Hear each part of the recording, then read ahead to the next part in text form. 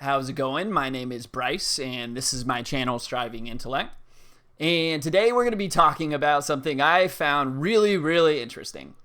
It is a novel group of stars that we have just visualized for the first time.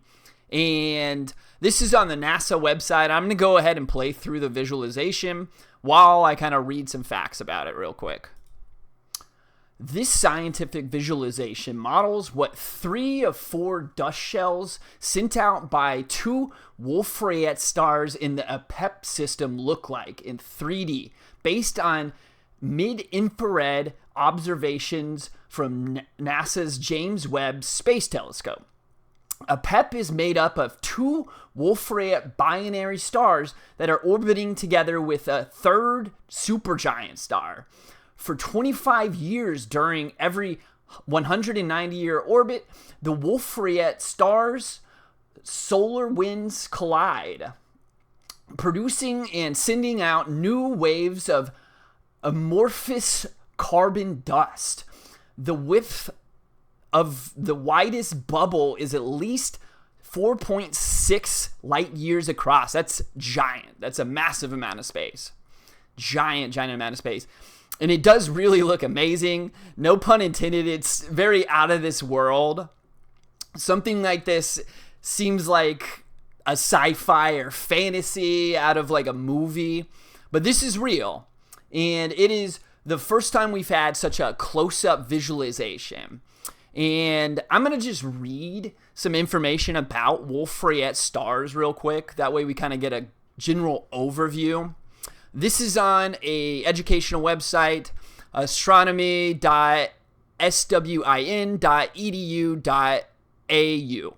So this is a astronomer's resource guide. So I'm just going to read about the Wolf-Rayet stars real quick. Wolf-Rayet stars. Massive stars which are at an advanced stage of stellar evolution and losing mass at a very high rate are known as Wolf-Rayet stars.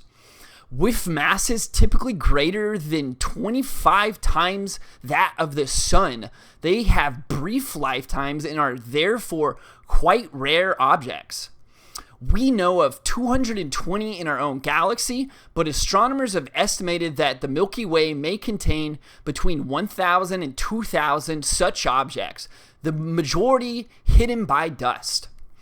Given that the average temperature of a Wolf-Rayet star is greater than 25,000 Kelvin, and they can have luminosities of up to 1,000,000 times that of the sun, it is thought that the powerful winds emitted by these objects are driven by intense radiation pressure. These winds eject about 10 solar masses of material per million years at speeds of up to 3,000 kilometers a second, resulting in the characteristic broad emission lines in the spectra of these stars. Normal stars have narrow emission lines, and that would be the dust clouds around them. Obviously, they look pretty wild, to say the very least, but I'll go on. Thought to descend from O stars that have lost their hydrogen envelopes to reveal an exposed helium core. Wolf-Rayet stars can be subclassified into 2 main types. The spectra of WN stars are dominated by helium and nitrogen emission lines, but can contain some carbon, while WC stars show no nitrogen and are dominated by helium, carbon, and oxygen emission lines. And I assume the colors and characteristics of said stars would kind of depend upon the different material that's being emitted from it. It is estimated that about 50% of Wolf-Rayet stars occur in binary systems, proposed companions of another Wolf-Rayet star, or compact companions such as a black hole or neutron star. That's pretty wild. So oftentimes there's at least 2 stars around, if not more than that, or a black hole. There is some evidence for both these scenarios, but conclusive observations have yet to be obtained. The only confirmed companions to Wolf-Rayet stars have so far been other massive stars. Wolf-Rayet stars thought to end their lives spectacularly as either type IB or type IC supernova explosions. Yeah, that's the case for these Wolf-Rayet stars specifically. It's a binary star system with a supermassive star around it. And obviously, because of that, it looks extremely interesting and novel, almost like something that's just art, but it is real. It's a visualization from the James Webb Space Telescope, but it is real. So, I'm going to read an article. This is also on the NASA website. This is science.nasa.gov. And I'm just going to read through this real quick. Webb's mid-infrared image shows 4 coiled shells of dust around a pair of Wolf-Rayet stars known as a PEP for the first time. Previous observations of other telescopes showed only 1. Webb's data also confirms that there are 3 stars gravitationally bound to one another. So that would be the binary stars and then the supermassive star. And it seems that they could see that from the gravitation. So I'll go on. NASA's Space Webb Telescope has delivered a first of its kind, a crisp mid-infrared image of a system of 4 serpentine spirals of dust, one expanding beyond the next in precisely the same pattern. The 4th is almost transparent at the edges of Webb's image. Observations taken prior to Webb only detected 1 shell, and while the existence of outer shells was hypothesized, searches using ground-based telescopes were unable to uncover any. These shells were emitted over the last 700 years by aging Wolf-Rayet stars in a system known as a PEP, a nod to the Egyptian god of chaos. Webb's image combines with several years of data from the European Southern Observatory's Very Large Telescope, or the VLT, in Chile, narrowed down how often the pairs swing by one another. Once every 190 years, which is a pretty long time compared to our star system, obviously, the sun, pretty long time. Over each incredibly long orbit, they pass closely for 25 years and form a dust. Yeah, so it seems like whenever they pass for this 25-year interval, it will form these amazing looking gas clouds that we see. And it really is a mind-blowing picture. Like, it's a extremely beautiful image. Like, it really is. So I'll go on. Webb also confirmed that there are 3 stars gravitationally bound to one another in this system. The dust ejected by the 2 Wolf-Rayet stars is slashed by a 3rd star, a massive supergiant, which carves holes into each expanding cloud of dust from its wider orbit. All 3 stars are shown as a single bright point of light in Webb's image. Yeah, it really is an amazing image. Looking at Webb's new observations was like walking into a dark room and switching on a light. Everything came into view, said Yunao Han, the lead author of a new paper in the Astrophysical Journal and postdoctoral researcher at Caltech in Pasadena, California. Good work. Amazing work, by the way. There is dust everywhere in Webb's image, and the telescope shows that most of it is cast off of the repetitive, predictable structures. Hahn's paper coincides with the publication of Ryan White's paper in the Astrophysical Journal. Hahn, White, and their co-authors refined the Wolf-Rayet star's orbit by combining precise measurements of ring locations from Webb's image with the speed of the shell's expansion from the observations taken by the VLT over 8 years. So it took them a very, very long time to get this information in order to visualize this. This is one of a kind system with an incredible rare orbital period. The next longest orbit for a dusty Wolf-Rayet binary is about 30 years. Most have orbits between 2 to 10 years. So this seems like it's quite a bit longer than the average. 25 years is quite a long time compared to the 2 to even the 10 years for the normal orbits. When the two Wolf-Rayet stars approach and pass one another, their strong stellar winds collide and mix, forming and casting out heaps of carbon-rich dust for a quarter century at a time. In similar systems, dust is shot out over mere months, like the shells of Wolf-Rayet 140, which I assume is a much shorter orbital time. High-speed skirmish. The dust-producing Wolf-Rayet stars of the PEP aren't exactly on a tranquil cruise.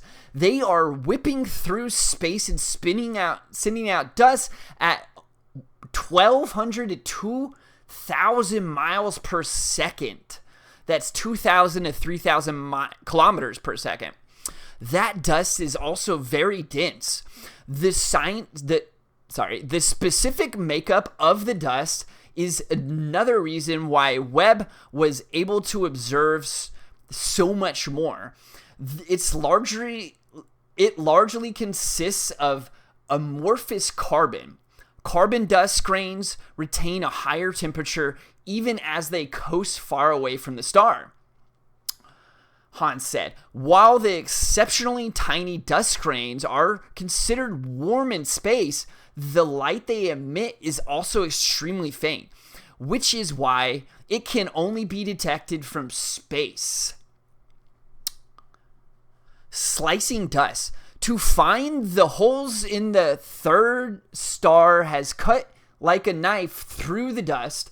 Look for the central point of light and trace a V shape from about 10 o'clock to 2 o'clock. The cavity is more or less in the same place in each shell and looks like a funnel. I was shocked when I saw the updated calculations play out in our simulation.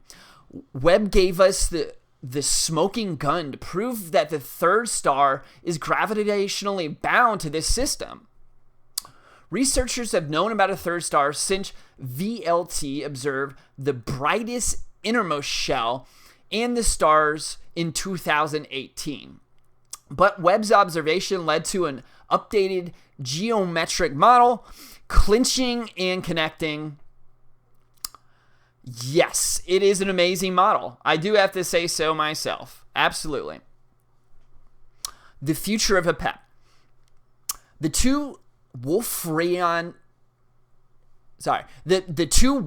stars were initially more massive than their supergiant companion, but have shed most of their mass. It's likely that both Wolf-Rayet stars are between 10 to 20 times the mass of the Sun, and that the supergiant is 40 to 50 times as massive compared to the Sun. Eventually, the Wolf-Rayet stars will explode as supernovas, quickly sending their contents into space. Either may also emit a gamma ray burst, one of the most powerful events in the universe. before possibly becoming a black hole. Wolf-Rayet stars are incredibly rare in the universe. Only 1,000 are estimated to exist in the Milky Way galaxy, which contains hundreds of billions of stars overall. Of the few hundred Wolf-Rayet binaries that have been observed to date, Apep is the only example that contains 2 Wolf-Rayet stars of these types in our galaxy. Most only have 1. Yes, these are very, very rare. Like, it's an extremely novel find. The James Webb Space Telescope is the world's premier space observatory. Webb is solving mysteries in our solar system, looking beyond to distant worlds around other stars, and probing the mysteries, structures, and origins of our universe and our place in it. Webb is an international program led by NASA with partners in the European Space Agency and the Canadian Space Agency. And this is just an image of the actual star. Again, it is an extremely beautiful image. It's mind-blowing to see something like that. So this is going to be a compass image. So it actually shows you how large some of these gas clouds are. And as you can see at the bottom right, it actually shows a light year. So this distance in the image is 1 light year. So it looks like this cloud is far greater than 1 light year across. Absolutely. I believe it said like 4.6 at the greatest point, which is massive, absolutely massive. So these specifically are actually part of a constellation. So these stars are part of the normal constellation. So this is the normal constellation, and as you can kind of see right here, I have a map of a bunch of different constellations. You can probably recognize some of these. You can see right here in the middle is the normal constellation. It looks like it is right next to Scorpius. So let me just kind of read about this constellation real quick. So technically speaking, you could look up into the sky and you could see where these stars are, which is amazing, absolutely amazing. Norma is a small constellation in the southern celestial hemisphere between Era and Lupus, one of 12 drawn up in the 18th century by French astronomer Nicolas Louis de Lacaille, sorry if I butchered that name, and one of several depicting scientific instruments. Norma represents a carpenter's square. The original name of the constellation was in French, it looks like, and I cannot read that, which translates as the set square in the ruler, which would be a carpentry instrument for measuring. It is amazing that you could actually look up into the sky and see this. Obviously, you can't see this with your naked eye. It is something that you would be able to see the constellation in the general area, but it's great that we have the James Webb Telescope so we can actually visualize these things, because this is brand new. We haven't necessarily seen anything like this. Very novel and rare. So it's really great that they're able to utilize this technology and find these amazing star systems. But I just thought this was really, really fascinating. I hope you guys also thought it was really cool, and please like and subscribe.